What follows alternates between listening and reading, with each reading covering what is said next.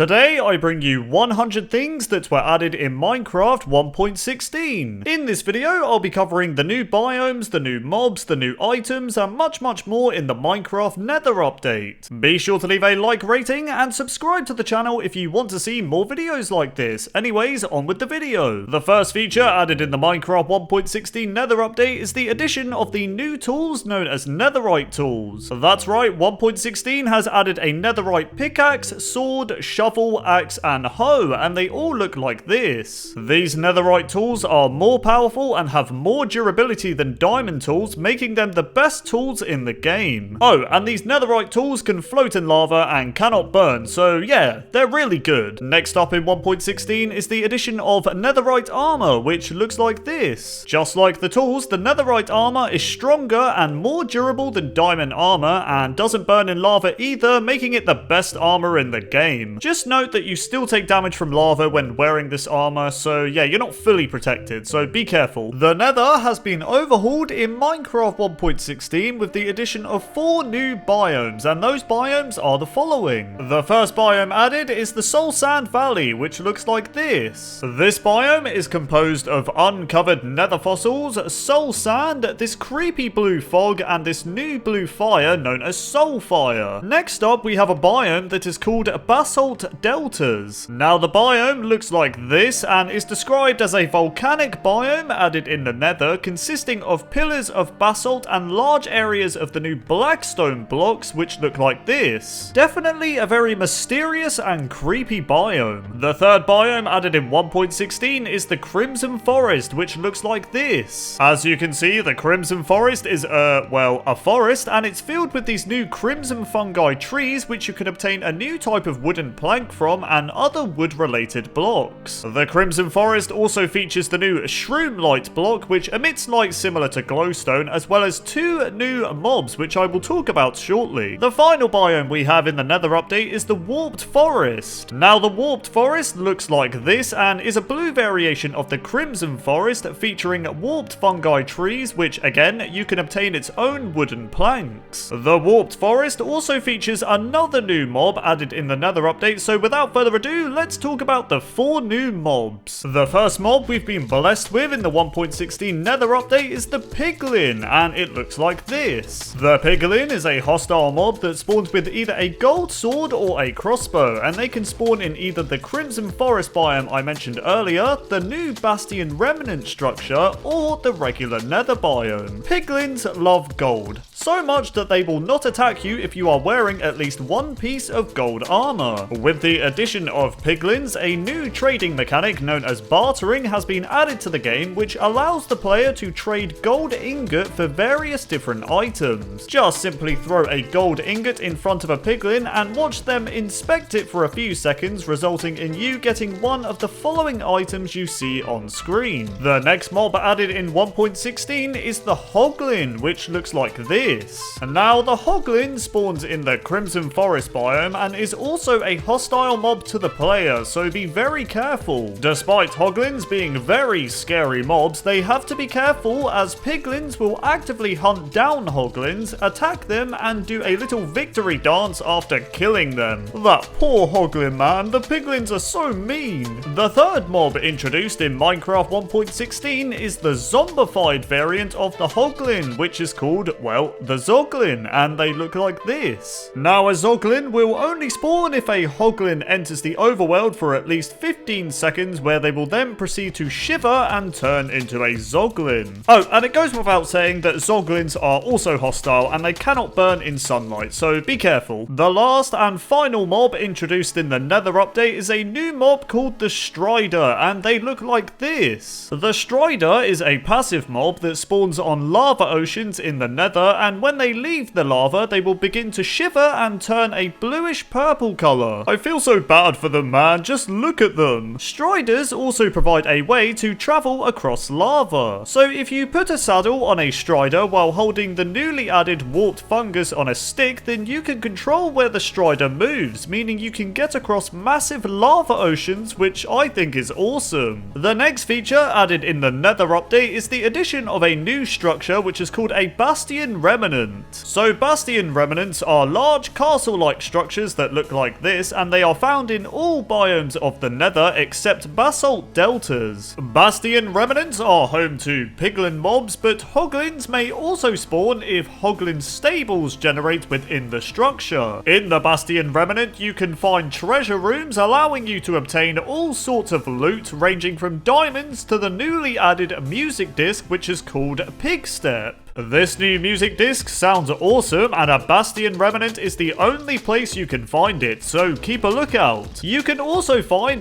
magma cube spawners in Bastion Remnants as well, so look out for those too. Next up in 1.16 is the addition of a brand new ore which is called Ancient Debris, and it looks like this. Now Ancient Debris is a rare ore found in the bottom layers of the Nether and can only be mined with a diamond or netherite pickaxe.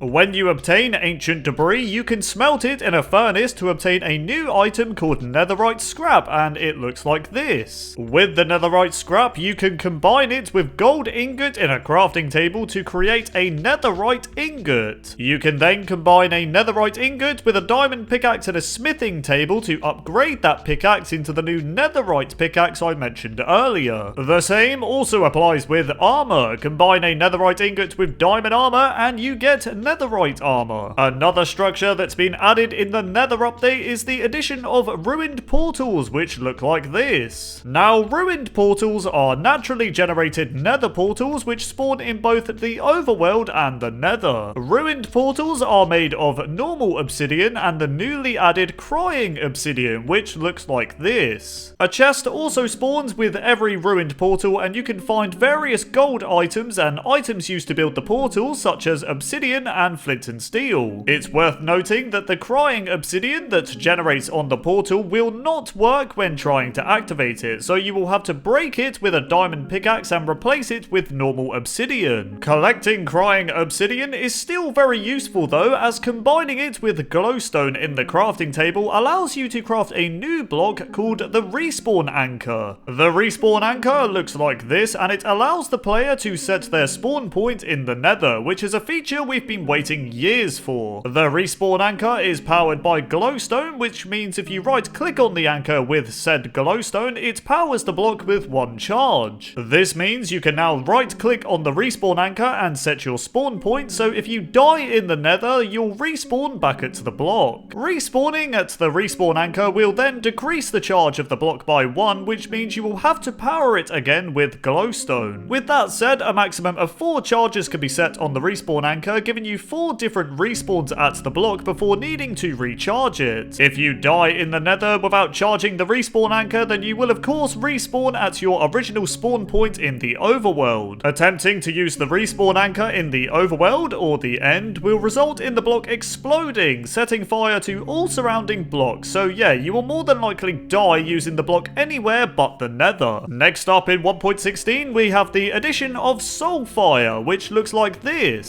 So Soulfire is the blue variant of regular fire, and it naturally generates in the Soul Sand Valley biome I mentioned earlier. Soulfire can be created in any dimension as long as the player lights flint and steel on soul sand or soul soil. Soulfire deals a damage of 1 heart per second to the player, whereas normal fire only deals half a heart of damage per second, so it's slightly more deadly. It's also worth noting that unlike normal fire, Soulfire will not extinguish when it's in the rain, which is really cool. In the Nether update, a new enchantment has been added, which is called Soul Speed. Now the Soul Speed enchant is used on boots, and it allows the player to walk faster on soul sand, which is going to be really useful for traveling in the Nether. The Soul Speed enchanted book can only be obtained by finding them in either a chest in a Bastion Remnant or by bartering with a piglin mob. The next feature added in the Nether update is the addition of a new block called Lodestone, which looks like this. Lodestone is crafted with 8 chiseled stone bricks and 1 netherite ingot, and at first glance it just looks like a decorative block, but it does much more than that. So a normal compass in the Nether does, well, nothing. It doesn't lead you to anywhere, and it just spins around aimlessly. However, if you right click on a lodestone block with a compass, it will start glowing and change into a lodestone compass. Now a lodestone compass will always point towards the Lodestone block, making it very useful if you happen to get lost in the Nether. If you break the Lodestone block though, your compass will once again become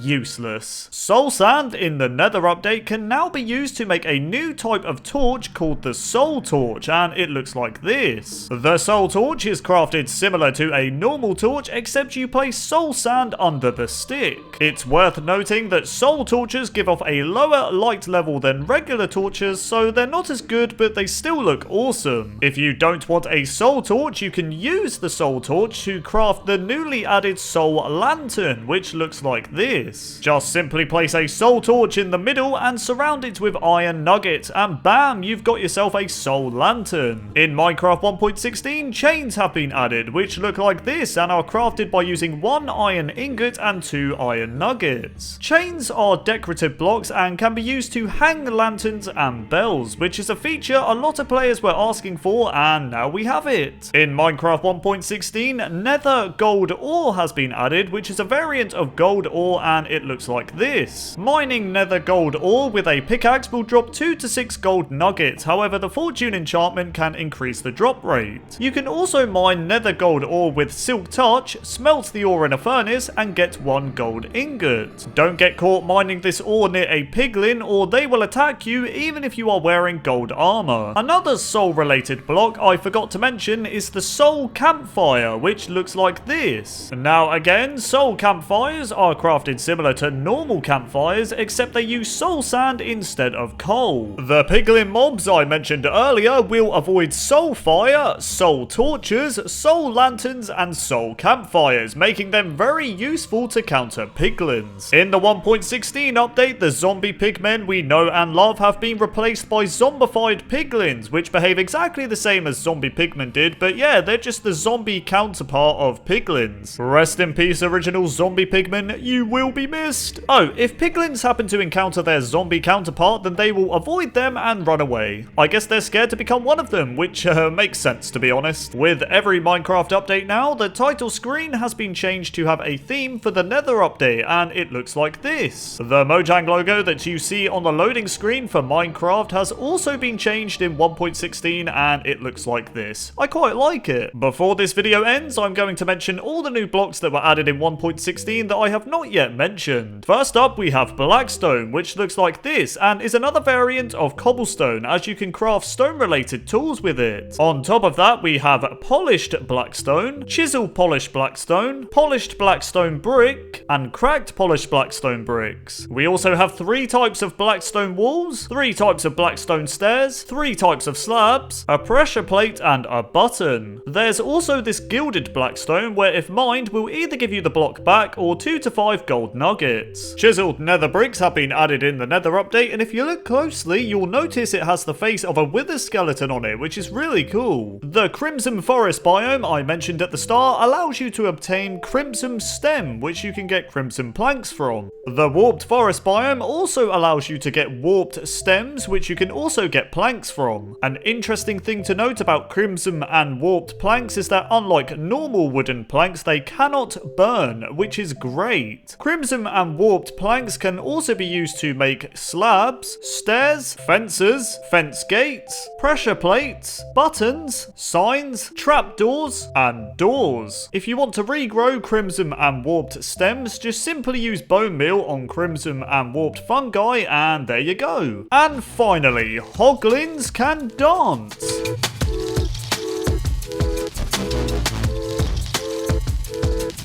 This last one's a joke. A Minecraft dev was just having some fun. Anyways, bye!